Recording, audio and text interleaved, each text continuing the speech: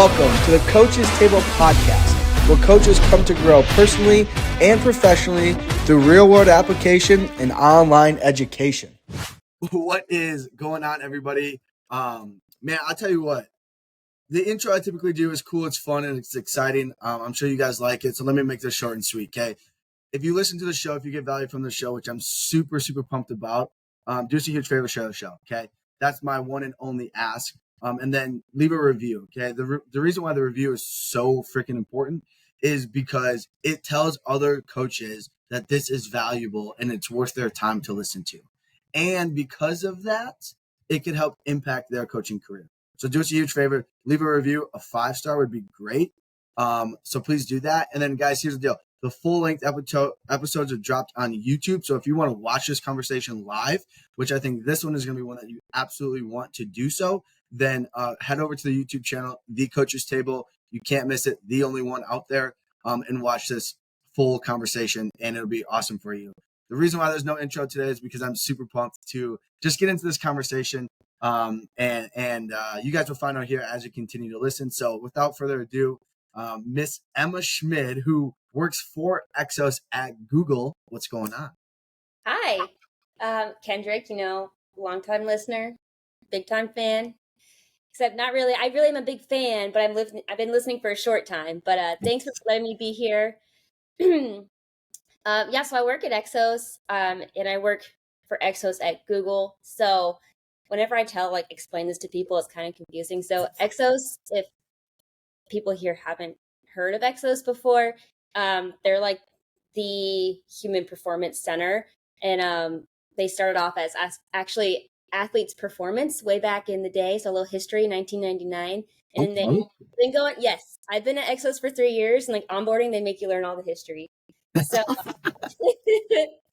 so they're out in Arizona, and they do NFL combine training there. So I'm sure most of your people know what Exos is, but they also have a corporate side of it. So I'm hired with Exos, and then we have different accounts. So we have, for example, the Google account is who I work under. So we are contracted with them, and we are the biggest, or Google is our biggest client. So worldwide, all over. Google is pretty massive, I would say. It's wild. They actually just turned 25 years old. Isn't that crazy? Yes. I was learning about computer history the other day, which was also crazy. It is. The first computer was as big as our living rooms. It was very big back in the 80s. I learned. And then do you remember the computers probably when we were kids that were very deep, right? And you had the screen, and then it was like a big box behind it, and then you had the clunky keyboards. And those are the days, huh? Yeah, and the monitors on the side. Yeah. Yeah, a little throwback. That shows how old we are. No, it shows how fast technology's, improved. That's true. We're young. We are, yes. But I've been loving it. So I work in the corporate side of things, and we use that Exos methodology with our clients. So I transferred from a North Carolina account at Lenovo, and I moved over to Seattle just a year ago. So I got you love Seattle? I do. It's so strange. So I never thought I'd ever in my whole life live here. And I just figured this out yesterday. People talk about the rain just to keep people away. Really? Yes.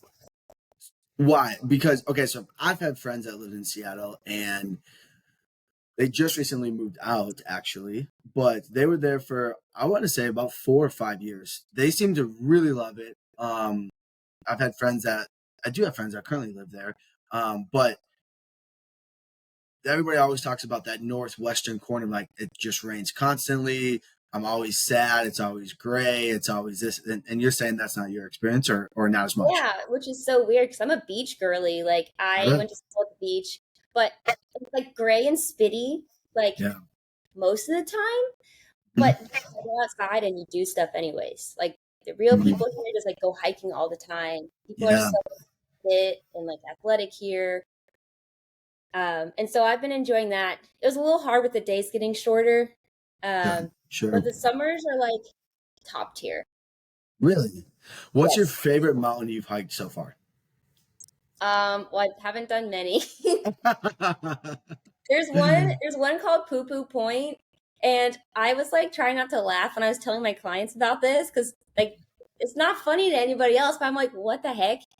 So that one was pretty nice. There was another one where like a chipmunk came and sat next to me at the Cool. top, which is my favorite probably. Yeah, But that's awesome. yes. So yeah, I've been out here at Google for a year now. So it's been really interesting to see the difference within the company, but with different accounts on like staffing models, as well as how do you train, like how my coaching has kind of changed throughout the past year. How has okay, so kind of getting into this, and for those that are listening, if you don't follow Emma, you should. Okay, and she puts out really good content and really good information, not just content for content's sake, but legitimate good information that are great reminders and things that you should probably be doing, right? And I'm appreciative that you're listening and now you're on, which is amazing. But the reason why she's on is not because of like, okay, cool, Google, okay, cool, all this other stuff, but a lot of other reasons, right? Like there's other skill sets that are valuable to coaching, to helping people rather than just in the collegiate sector. And there's a lot of skill sets that we can learn from people outside of the collegiate sector, right? I think a lot of times, which is really sad, they're like, oh, if you're not in college, you don't have the coaching skill set, or we're better coaches because we're, at this level. And it's like, that's not true. There's a lot of good coaches that are in the private sector. There's a lot of bad coaches. There's a lot of good coaches at the collegiate sector. There's a lot of bad coaches as well. But we can learn things from each other, and why that we can apply to our current situation. And so that's why, what are some of the things that you've learned from different locations, right? Inside of the same team, inside the same company, how have you changed your coaching style, your coaching approach? And then even some of the cues that you may or may not have utilized based just purely off of geographical location. Yeah, that's a really great question. And I really like how you threw in there like the whole like how coaches are coaches. Like if you work with Gen Pop in the private sector, college, pro, because I kind of had that thought of like continually needing to prove to myself that I'm good enough because I don't work in the college or pro sector. But it wasn't until recently where I was heard this from somebody, and I wish I could give them the credit. But they gave the coaches that work with the Gen Pop or private sector, like they gave us a lot of credit because like we're making an impact on people's lives. We might be changing their quality of life that given day, so they're not maybe high performers, but these people also deserve to feel their best or to feel athletic or to have something to look forward to and feel like they're an athlete. Sure. And so that's been very rewarding for me, and reminding myself that I do have or that I am important and that we all are important. We all have different skills that we bring to the table. And so kind of when I was in North Carolina, I went down this FRC rabbit hole, Yeah. and we'll talk about this later. So Yes. Yes. and I got stuck in that for about 2 whole years, and I love it. I think it's great, and you can get as much out of it as you want. Sorry, my dryer's going off too, by the way. You're good. Like work from home all over again. But anyways, yeah, so I got stuck down this rabbit hole, and so it was great, and that's kind of what I focused on for 2 years. And what that did for me is two things. One, I learned that concept really well, but two, that was all I was really focusing on. So I kind of was like stuck in a box. And that's what it felt like. And then I felt like I was being labeled as like the mobility person, and like I have my CSCS as well. Like I don't want to just be this one thing. And I think specialization is important and it's good. And if that's what you want to do, I think you should do it. But for me, I wanted to do more and I wanted to work on like performance. So once I moved out to Seattle, I had the opportunity to work with more people. And it really just is reps. Like it comes down to reps. Like, how do you get stronger? How you grow muscle? You got to do more reps. Like, I wasn't Volume. training. Yeah, I wasn't training as many people in North Carolina just because it was COVID time. So lots of self learning, working from home. It's a whole different ball game, and I'm sure you experienced that as well. It's just different world. But then I moved here, and I've just worked with people all day, every day, and just having that constant repetition, and then like minor tweaks. I'm like, I'm gonna try this out, and if I don't like it, okay, well, next time I know I'm gonna try something else. So I've kind of curated a specific type of warm up that I like now. That's not all FRC stuff, but it has FRC components, um, because FRC, like functional range conditioning, has to have buy-in. Like, you need to have the buy-in with the client to get the results out of it. Otherwise, you're just wasting your time. How do you start with getting buy-in with FRC? Because everybody talks about buy-in with teams and buy-in with this. And so, yes, I agree, like with the concept of like buy-in. For y'all, it's different than in a team setting, because the team setting coach be like, hey, we're going to do this, right? Like, so this is what I'm going to teach everybody, and we're going to do this, right? How are you kind of going about getting buy-in from a individual for FRC, and then kind of explaining to them like, hey, this is why this is really important to you? Yeah, so in North Carolina, I had a really great network. I built up my Instagram there. I actually had a side business at the time. I was running out of a performance center. So I was teaching a lot of FRC stuff to the baseball athletes. I had a hockey player, and I had a figure skater, a bunch of like, teens. And these were like the high achievers, like the people who sought me out. So I wasn't going to try to talk these people into doing this because they needed to.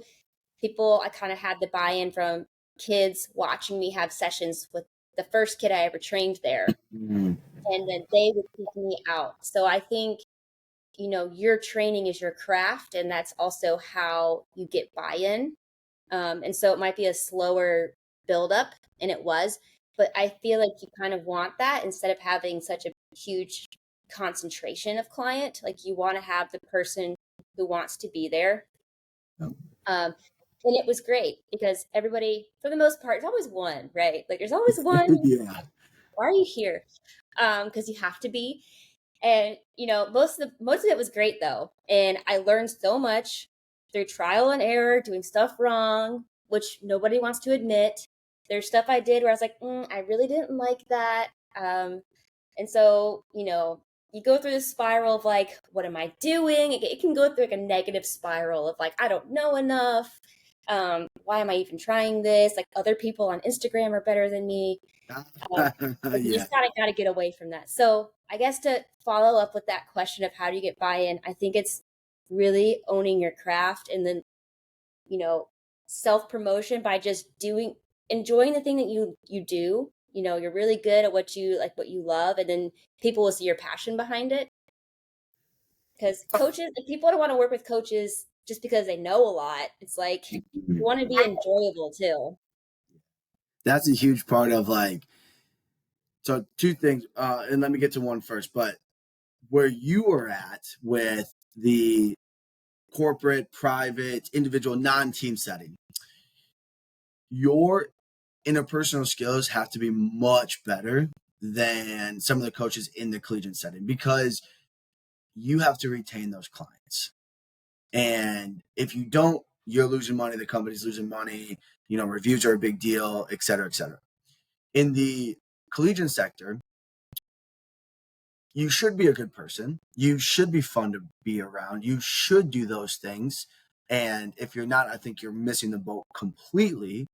But the athletes will come back every day because they have to, right? Mm-hmm. And so you hear it all the time. Oh, this guy was an asshole. He didn't treat me well, blah, blah, blah, blah, blah, blah. And I feel bad for them, right? And that's not right. But unfortunately, in the collegiate world, they don't have to attempt to sell people to come back the next day to give them money, right? Right. Like, they don't have to do that. And that skill set, the interpersonal skill set that you guys have to be very cautious of, but also get better at in order to retain is something that we should learn and implement, whether there's a dollar exchange or not, because there's not in the collegiate athletics world, but just for the athletes wanting to be there more and enjoy being there more. Right, because you hear so much burnout on the athlete side of people who don't want to exercise anymore because they were forced to do it or they didn't enjoy it. And so you have such a good point of like, yes, you have to be a good people person, especially in the private sector, because people will be spending a lot of money and they can take their money elsewhere. But I don't have that problem at my site. So we are like very busy. We have like a ton of people and it's great. It's a very good problem to have. So I'm not like marketing myself at all. I'm literally just taking in as many people as I can and still making sure I can maintain like a good quality of care.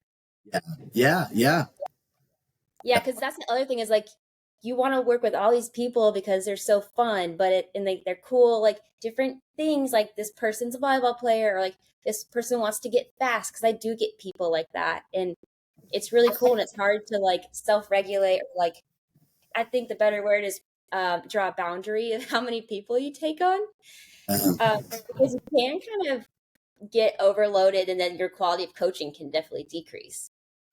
well, also that, but then like the part that nobody ever talks about, but then you have to write programming for all of them too, right? And if Susie wants to lose 15 pounds, but Johnny wants to get faster and Bella wants to increase her vertical, yeah, we can do a lot of GPP that can accomplish a lot of those for them, which we should and we probably do.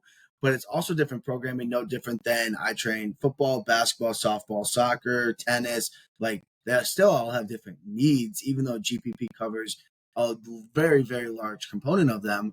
Then you're taking time to write all of that and you're like, okay, let me think this through. And that takes time in itself. I like to plan like 2 hours of thought process programming time for the 1 hour session, just to ensure that like, okay, I have all the bases checked. Oh my gosh, yeah. That probably is like most of the job. Yeah, right. I'm being honest. Like the fun part is the coaching the people, but coming up with it.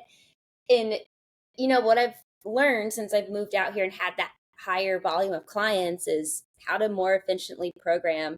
Um, and what I've really like, what's helped me a lot is keeping people that are brand new to exercise kind of go through the same foundational program. So maybe it's like 4 or 5 weeks of like you're working through just general movement patterns, and you're not focusing on getting really strong yet or really anything. It's just, can I accomplish this movement decent? Because there's a lot of times you see stuff really wrong because they've seen stuff on the internet, or they're just not physically aware or internally aware of how their body's moving. So I kind of keep everyone on that, and we use the Bridge training app, Okay. Yeah.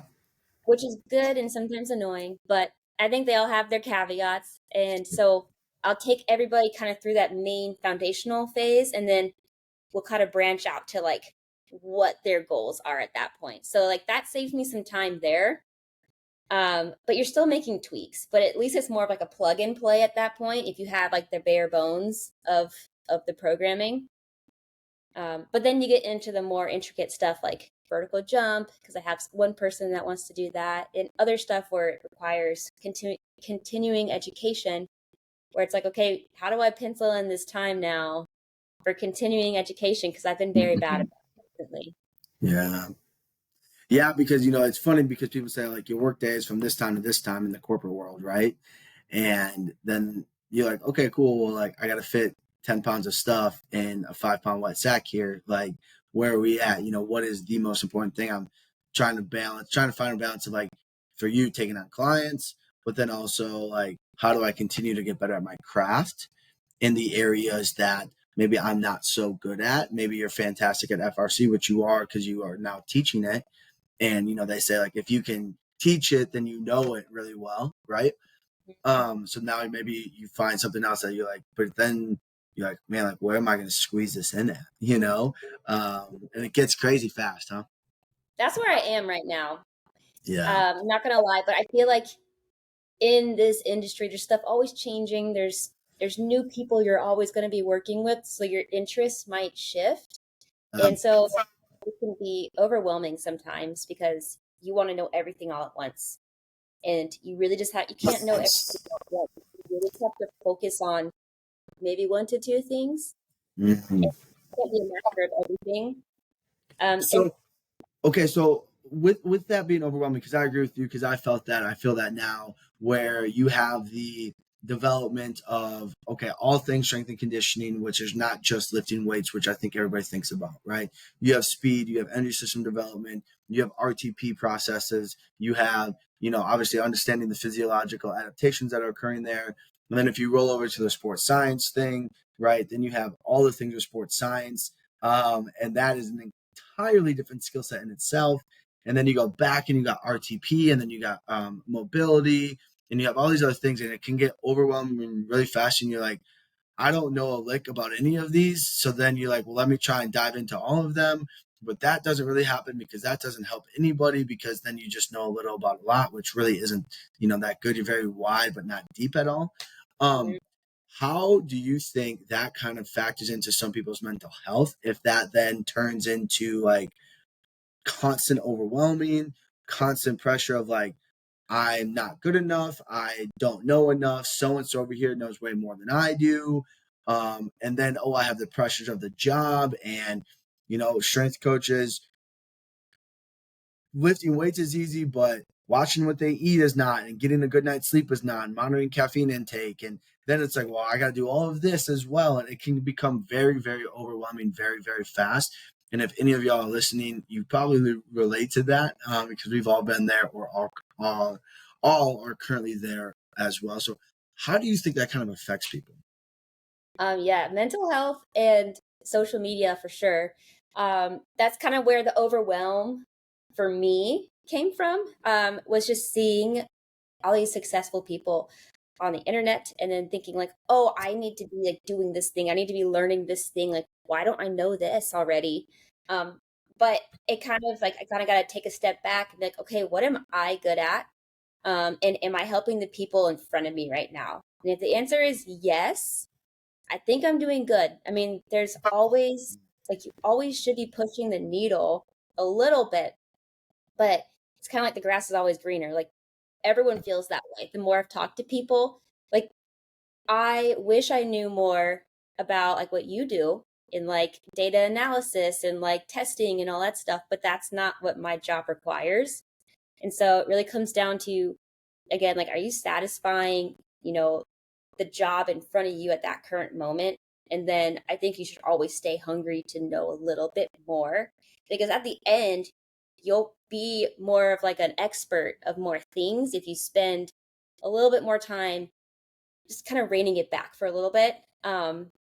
But yeah, my mental health definitely did, and sometimes I'll find myself in that space again of kind of like having a bad mental health time, and then that's when I just need to stop being on Instagram so much, and then it's like Yeah, yeah, like yeah. I went to Italy for 2 weeks, and I was like, oh, I'm fine.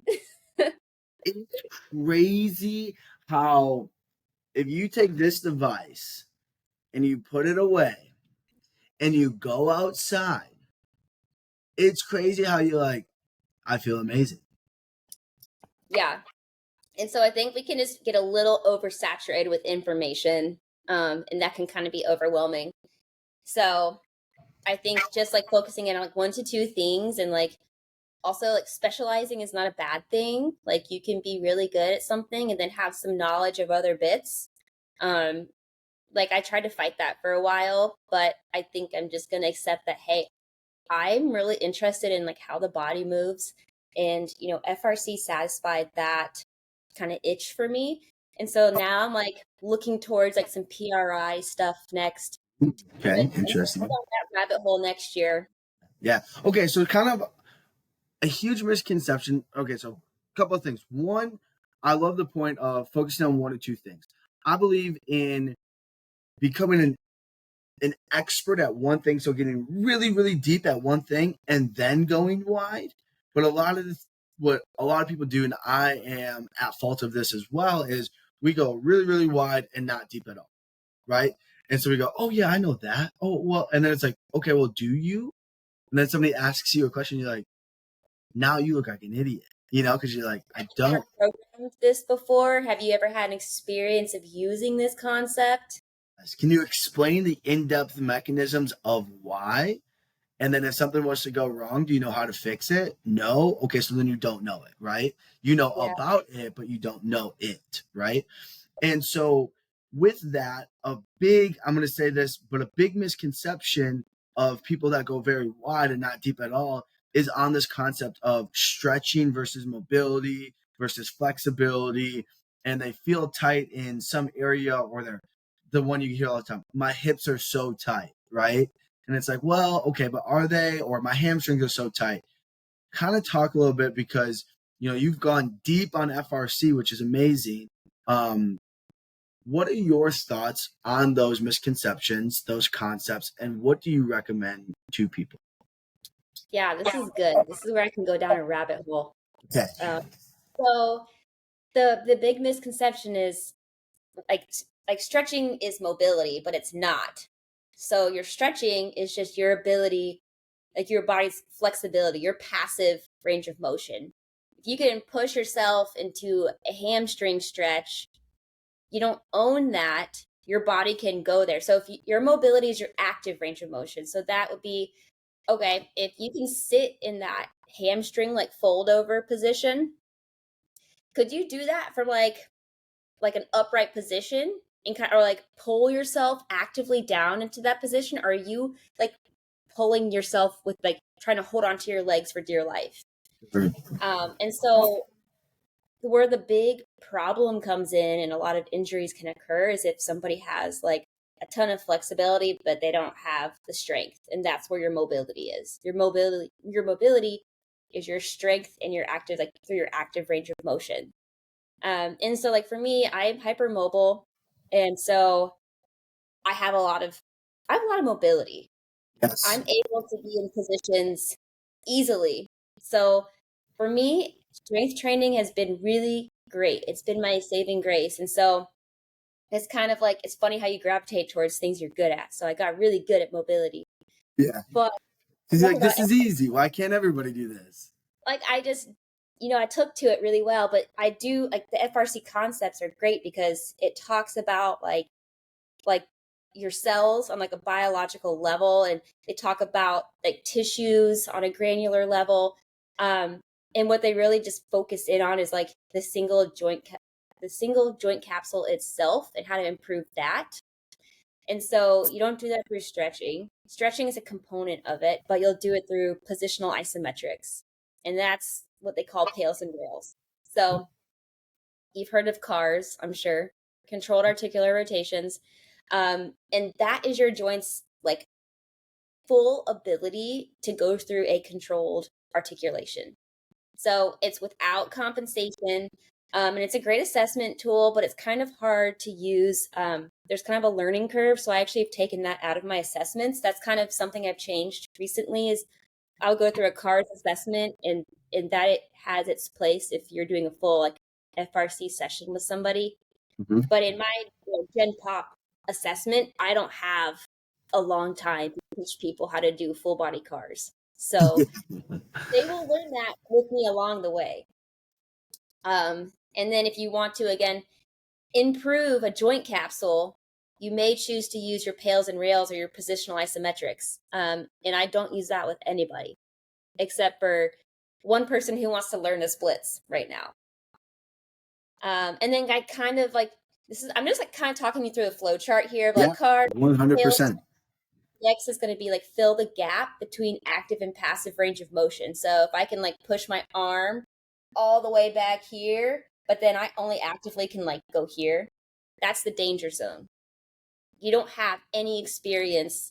Like if you like catch a football way far behind you, you can't actively control it, but passively your muscles are like, what the heck are we doing? Because you're decelerating, that you're trying to catch the ball, eccentrically loading those tissues, but you've never done that before.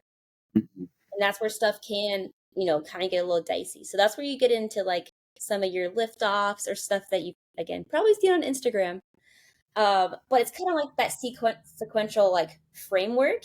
That's really nice. It's like about FRCs. It kind of takes you through identifying the joint capsule? Is there a bony block? Is there closing angle joint pain? If there is, I refer out. I'm not messing with that. Yeah. So with all of this, and let's say a athlete or somebody that you're training with comes to you and says, "Hey, I think my hips are tight," right?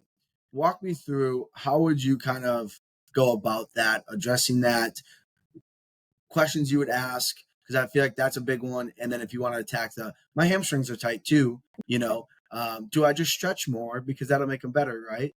Kind of talk to me about your thought process on those two. Yeah, so that's very common, Yeah. and especially with the desk worker, Mhm. they will think that they have tight hip flexors. Um, and we were talking about it earlier. The pelvic positioning is a big thing, and there's this really good video on Instagram I saw, and it was like a little diagram of like a hip. I'm really gonna botch this, but Sure. basically, if the hip is tilted forward, the hamstrings are on stretch, and then if it was posterior pelvic tilt, the hip flexors were shortened, and so a lot can be cleared up with like maintaining a better pelvis or a neutral pelvis for that person for their anatomy. Um, and then also it could just be lack of using their hips the right way, or like I don't really prescribe a bunch of stretching. I think stretching is great for down regulation. Um, but if they needed to improve some range of motion, I would probably use some pails and rails. If it was terrible, I actually had a kid one time who I had him like laying on his back, and I was checking his hip internal rotation, and he had like zero. You're He like, had what are you none. doing? Yeah. But when I took him through a quick like a an isometric, and he held that isometric trying to fight me into a external rotation, and it opened up like 10 degrees. Wow. So a lot of stuff can be like neurological tightness versus mechanical.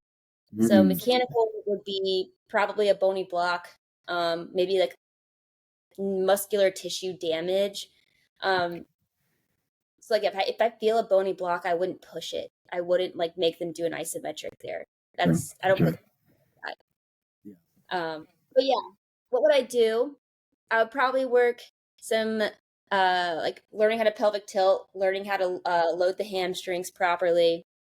Um, Honestly, just a regular strength training routine with some cars. Nothing crazy. Because like you hear that all the time, right? And if anybody is on your Instagram, I know we've talked a lot about being off of Instagram, blah blah whatever. But if anybody's gonna go look at yours, your hip internal rotation is immaculate, right? Like you're hypermobile. It's fantastic. And it's funny because, people will see what they think is knee valgus and it's not, right? It's actually hip internal rotation. And we know hip internal rotation is such a powerful position. And if you watch anybody shoot a basketball, if you watch people accelerate, like the first thing they do is get into hip internal rotation. It is like once you see it, you can't unsee it, right?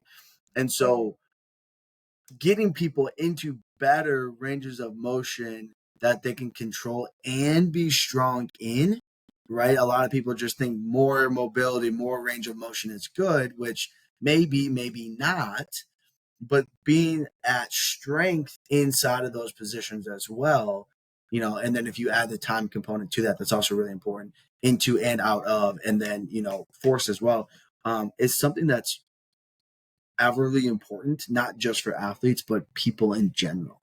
And people forget about that stuff. Yeah, I know because you'll see people in like crazy positions and you're like, that is so cool. Like, how do I do that? And honestly, you don't know the toll that it's taking on that person's body, first of all. Like I had so much back pain. Mm-hmm. And I'm not someone who's tight. I just had lack of control at my pelvis. So like the little like ligaments around there, like I would continually have low back pain for a very long time. It was like it would come and go. Um, but what I so like kind of flipping this from like Yep. okay, people who need mobility to like now I'm learning more about hypermobility, just a little bit. I'm like kind of like pretty narrow. I'm pretty thin here, Yeah, but I sure. want to keep here. But the biggest thing is like strength training is going to be your best friend. You don't need to stretch a ton. Like, you don't need any stretching. You need to teach your nervous system how to produce force, create tension in like a full range of motion exercise without compensating and like other stuff taking over and then kind of injuring you. Mm. Like partial rep, like tempo work has been really great for me. And I do that a lot with actually my clients. Like a lot of them, going back to the hamstrings, they can't feel their hammies doing an RDL. Yeah. I made a post about this today too. It's like you can use every cue and like nothing will hit it until you just like stick your butt out. And then it's like boom, I feel my hamstrings. Oh, So it's just like the art of coaching is sometimes you don't have to do the most, honestly. Just like keep it simple, say what it is. Don't come up with an um elaborate analogy like I used to. Like I've tried a lot of things and the things that work are usually pretty simple. no, 100%. Especially like RDL, like stick your butt out. There you I go. literally started just saying that because I was tired of being like, okay, now pretend like you're trying to close your car door when you have a handful of groceries. And like, What? You use that literally, as the cue? yeah.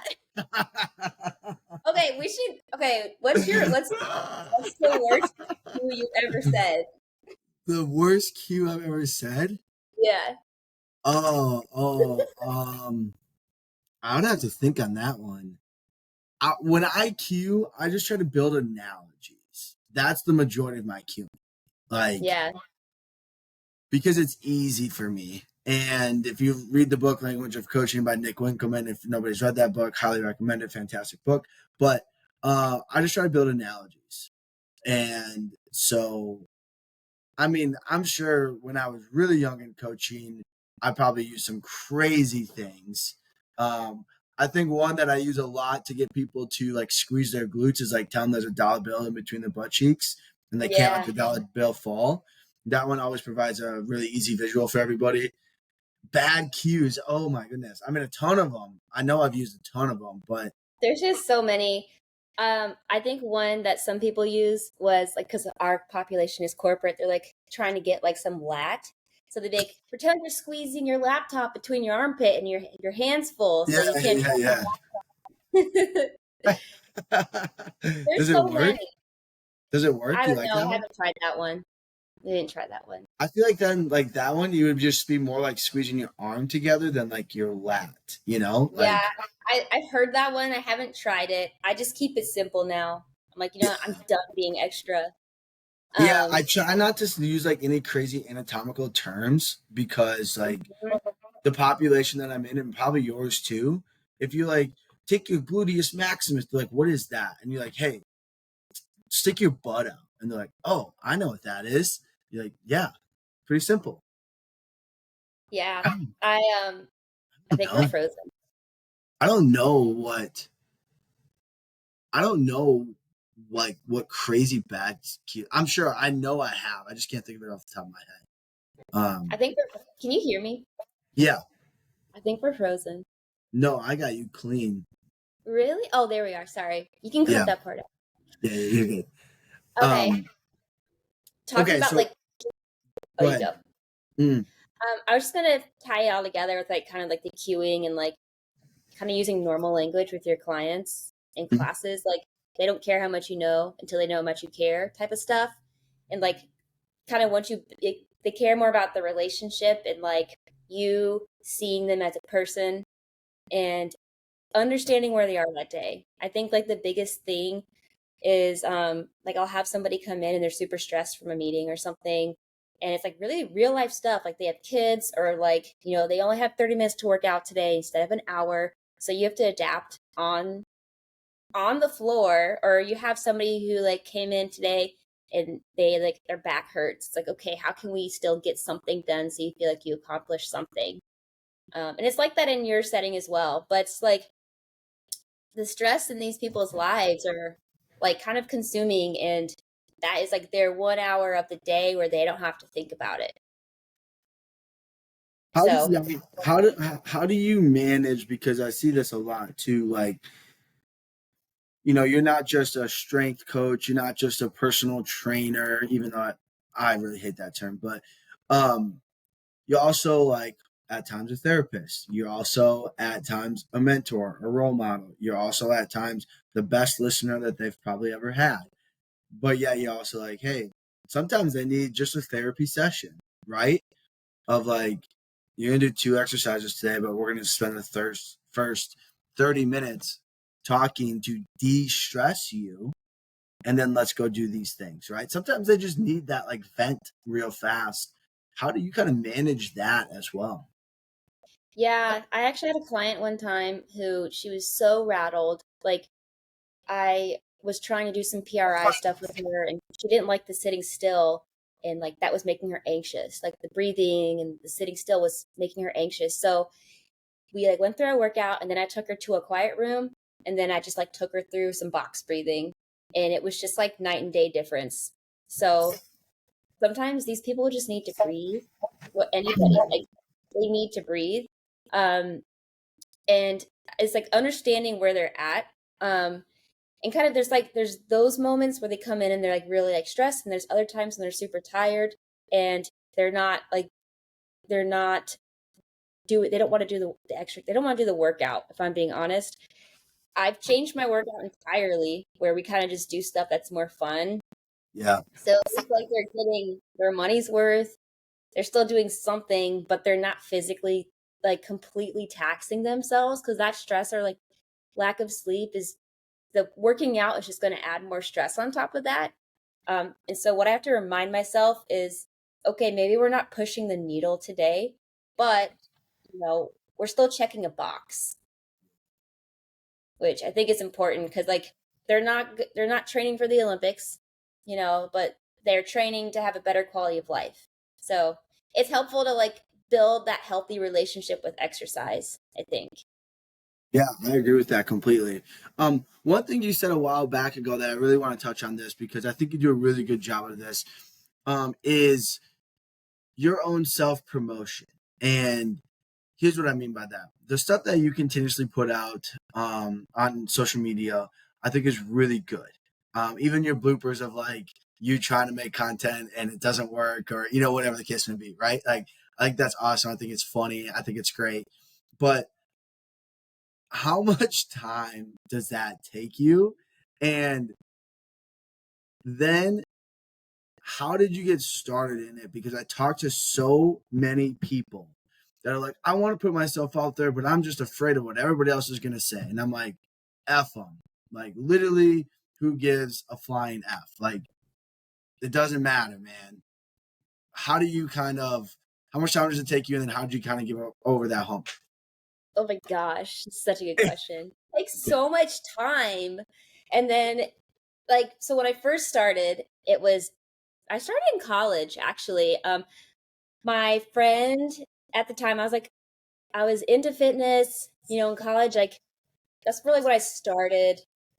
Like I've started weight training a little bit more a lot more intensely actually. And I was like, you know what? I want to like document what I'm doing. Like I want to put this out on somewhere. And so I started my fitness account, and my friend was like, oh, like you should call it Fitty with Schmitty. So like she deserves the props for this. I didn't make that up. I wish I did. And so I just really didn't know what I was doing. I was just putting stuff up that I was doing that day. Like I look back because I still have I would post my workouts, and I look back at it now. I'm like, what the heck? You could think so. I'm like, gosh, this is terrible. But it's growth. No, for real, for It's real. growth. Like video quality was terrible. There's no plan. Like the algorithm, I didn't understand. But I just Still kind of had, don't. yeah, still don't like whatever. I'm just like accepting it now. Um, and then it wasn't until 2020 when I really got into it when COVID happened. I was like, oh, like I was posting all the time. I was like more into it, and then I was growing, which was really exciting. I still didn't have a plan. I was just posting a bunch of FRC content, which really got me out there for a little bit. And it really was a great tool to learn and like meet a lot of people. So I've met people like you, like I've met so many great coaches through Instagram. My growth has been super duper slow because I just never wanted to minimize or like challenge my integrity. Like I'm not gonna do stuff that's not me. Um, and I'm gonna post stuff that's funny. Like I feel like I'm not a super serious coach, and I kind of used to not like that about myself because I felt like Mhm. people take me seriously. But I'm kind of just like goofy sometimes, Yeah. and I have to let it. I have to just let it happen. Like I think it's funny. I'm gonna post it, and I've really done a lot of self work. I'm like just accepting who I am, and like I'm just presenting myself to the world as I am. Um, but it wasn't until recently where it like really challenged my mental health of like, okay, I'm like trying to post every day because I'm trying to like get more followers, but for why? And I think that was the big moment of like checking myself and just remembering like, okay, my following's not huge, but that doesn't mean that I'm a bad coach. And that's what I was kind of tying it to. I think subconsciously. Um, and so I took like a 2 weeks break from really posting anything. And I came back to it much fresher and clearer. And I'm in a good headspace now about it. I'm like, I'm posting this because I want to, not because I feel like I have to. But kind of going back to when I started, I didn't realize this, but at the time, I was really going through an eating disorder. And so it's kind of like documentation of back in my college years of how I used to be. And, it's good that I still have evidence of like photos. I don't have very many, but I do have some photos of like what I used to look like. And I didn't realize it, but um, until like I was coming out of it, like when I decided I needed to change that, I was struggling with an eating disorder. And it was really powerful to watch the growth. It was like kind of like my recovery journey is documented on Instagram. Yeah. Yeah, if you go back far enough. Um, but it's so cool. It's like my own little storyline for myself. And it's kind of like my journal in my, like I used to write a bunch of posts about what I was feeling at the time. And so that was always like my outlet was writing. But kind of like how much time does it take? A ton, because now I plan stuff out. Um, and then if stuff goes wrong, it's really annoying. Or if I'm tired after work and I don't want to film, that shows on the camera, and like trying to find like just not getting the right angles or like trying to get the right text, the right hook. I'm like, gosh, it's hard to do it all, man. Trust me, I know. I completely know and understand because you're like, okay, first of all, I don't want to minimize your eating disorder. So I don't want to brush over that, okay? Yeah, thank you. Yeah, absolutely. But let me address this real fast. But it's, when you're putting content out there, um, when you start to learn that there's an art to it, and you're like, okay, angles, okay, a hook, the first 3 seconds are really important. Okay, do I open the loop psychologically? Okay, how do I maintain that attention? And then when do I close the loop? And then how does color play into it? How does the angle play into it? Did I spend too much time on this? Instead of it being I'm changing the scene every 2 to 3 seconds, that's what Instagram wants, that's what TikTok wants, all this other stuff. Is it that I'm spending 8 seconds, 10 seconds on this thing, even though do I think it deserves all 10? Probably, right? But Hmm. where do I cut that out? And then, that's a skill in itself. And then, if I want them to take an action, well, that's a skill in itself. How do I call them to action? And then how do I know that they're actually doing it? Well, that's an entire skill set. Like there's so many other skills that are built on top of everything. And then it's like, oh, you're not a videographer. So you get to bring your tripod to work to set it up, and then you're like, well, I don't want people to look at me because I have a tripod and now I'm filming. And then if they walk in, like there's all these other things that go with it too, right? Which is like, oh, and then a mic, and then it's the audio, and then it's just like, oh my gosh, it can be a Dude, lot. Yeah. when your microphone is dead. What mic do you have, by the way? I like the one you have. Which one is that? Thank you. I do too. I don't remember. I'll get back to you on that. Yeah, But I got yeah, it off yeah, Amazon for like probably $30, maybe 50, 59. I think it was $59. yeah, yeah. But Because it's small. I like it. I like it too, and it's Bluetooth, which is nice. Oh, there you go. Yeah, but I did get my first hater the other day. Oh, I saw that. Yeah, yeah, Did yeah, you yeah, see yeah. that? I did. How did you? What were your thoughts when that occurred? So awful. Like I never get anybody super mean to me, and so I'm collaborating with my company, Exos, and this person was on here like telling me that I'm wrong about this exercise because he doesn't think it's an eccentric exercise. So he's fighting with me in paragraph form that this exercise should not be called eccentric neural grooving. I'm like, well, I handle it very professionally. I was like, well, I educated him on what it is. I was like, it's an FRC concept. Like, you should check out the course if you want to learn more about it.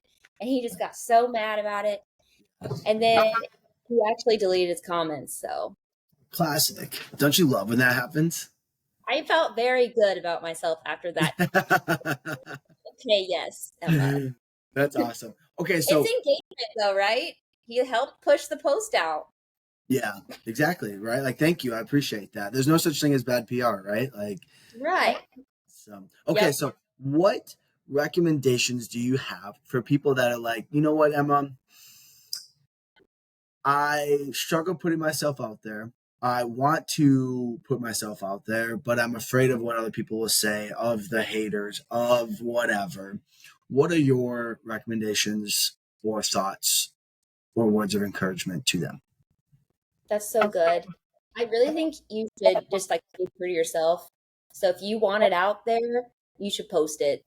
Regardless of the likes that you get, like just tell yourself this. Like I talk about this with my sister because she's like my person.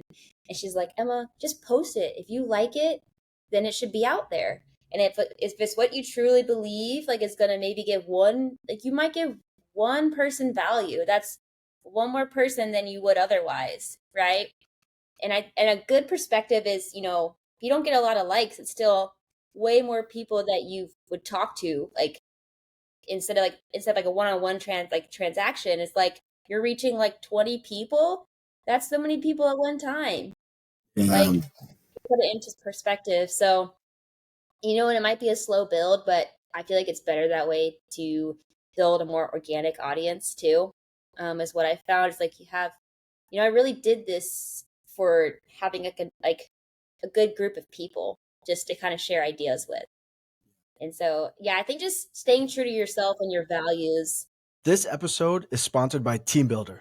TeamBuilder is the #1 performance platform for strength coaches around the world. Their software provides coaches with an elevated experience when it comes to program development, data tracking, and staying connected with athletes and clients. Coaches also have access to consultations with TeamBuilder's in-house sports scientists to help manage and analyze data. Head to teambuilder.com and sign up with promo code TABLE to start your free 30-day trial. That is TeamBuilder, TeamBuildr.com, and sign up with promo code TABLE to start your free 30-day trial. Coaches, this podcast is sponsored by Samsung Equipment. They have been providing elite strength training equipment and professional weight room solutions since 1976. If you value product quality, great customer service, and a company with integrity, make Samsung Equipment your go-to. Visit them at samsungequipment.com and let them know the Coaches Table podcast gave you a seat at their table. That is Samsung Equipment, SAMSON Equipment.com, and let them know the Coaches Table podcast gave you a seat at their table. And trying to limit your exposure to toxic content that doesn't make you feel good about yourself or what you do is major key. Yeah, so that I would say do it first of all. You just got to do it, like get out of your own way type of thing, and then it becomes fun because it's like an experiment. Like every post right now for me is an experiment. Yes, I'm the same way. Every post is an experiment on formatting, on do I talk over it, on a bunch of other things, right? And I try to treat it, I think more people should, but I try to treat it like a business. And so what I mean by that is in business, you test things. In the science world, we test things to see if what we think may work is going to work or not. Does it land? Does it hit? Do people engage? Yada, yada. And so I think what a lot of people struggle with is they want to copy what everybody else does because so and so has 5.x million followers and look at all their engagement. It's like, yeah, well, they have 5 million followers, so they should have a lot of engagement, right? So, whatever, but interesting. But I think if you look at it from your perspective of an experiment of a business, try new things. If it fails, guess what? You have an opportunity to do it again, and that's okay. Whether that's that same day, whether it's the next day, whether it's 2 weeks off, whatever the case may be, like you have an opportunity the next day. And I think that's what's really important. But we get so hung up on like, how many likes did I get? How many comments did I get? How many like?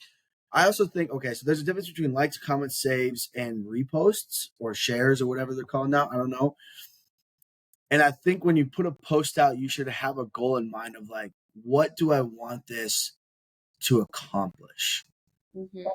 Do I want it to be one that I get a lot of saves on? Like I think yours probably get a ton of saves, but like, is that the goal of that? Is this one that I want people to comment on? Right? Is this one that I want people to share? I think we want people to do all of that, but the problem is that's too much for people to do. We want them to like, comment, share, save, send to a friend, send to their mom, and it's like, okay, cool, but like just tell them to do one thing. Right. Just instead one. of instead of going wide, you want to go deep with your audience. I like that. Or like, what's the purpose of this? If you're putting out an educational content about FRC, hey, I want you to save this one for reference later. And then when you get 50, 75, 100 saves, you're like, they did exactly what I wanted them to do. Because saving it is less cost and energy than commenting on it. You know what I'm saying? And so, or sharing it, or whatever the case may be, right? But I think you have to pick on each one, like, okay, what do I want this one to accomplish? Yeah, I like that. Like have a goal in mind, but then don't be crushed if it doesn't happen because you're not like you're making. Maybe you are making money. I don't know, but I'm not. So I'm like, I'm just doing this because I want to. I got to go back to why I started, and I think everyone should make sure they have a reason why they want to start, and then remain true to it, whatever your reason is. If you're not getting paid now, I think you'll be getting paid very soon because you should be. Oh, thank you. Yeah, we'll manifest this energy. That's right. You have to. You know what I'm saying? You have to. Emma, where can people find you online? So they can find me on Instagram at Fitty with Schmidty. It's SCHMID. I'm on there pretty regularly. I answer my DMs very quickly. Always happy to chat. Awesome, guys. If you're not following her, go follow her. Is that the only place where you have like a Twitter or what are TikTok and all that good stuff too? If you want to follow my TikTok, you can. It's the same thing, but it's just not as good. I'm still trying to figure it out. So Sure. And then do you work with people online, or are you exclusively just with Google or with Exos at Google? Can you work with clients online as well? Yeah, I'm right now just Exos at Google. I'd love to do my own thing one day. But for now, yeah, I'm here. I'm like working 10 to 7 and then working out before that. So I don't have much time to do anything else, unfortunately. But I'll keep you updated. Maybe one For day. sure. Yeah. Just because I know I'm sure people would want to reach out and be like, I want to work with her and stuff, So, well, I want to say thank you for your time that you took time out of your day today. This was awesome. This was fantastic. I appreciate what you're doing, what you're constantly putting out as well. And so I just want to encourage you to continue doing that because even though it is a slow growth or whatever, I think it's going to hit for you. And I just want to let you know, I see it. I appreciate that if that means anything to you. And just continue to keep doing what you do because I think it's awesome stuff. Thanks, Kendrick. I think the same about your podcast too. Appreciate that. You're going to reach a lot of people. Well, thank you. Thank you. I appreciate that. Guys, just a huge favor. If you like the show, if you related to anything in today's episode, just a huge favor, share the show. Okay. That's our ask of you. If you want to see the full episode on YouTube, The Coach's Table, it's right there. You can't miss it. And then do us a huge favor, leave a review. Okay. Takes 10 seconds out of your life. It would put good energy out into the world for people to let them know that this is a good thing for them to listen to. And it would be much, much, much appreciated. So, Emma, thank you. Again, I appreciate you. I hope you still have a great day today. But, guys, we'll catch y'all on the next one. And we look forward to talking to you then.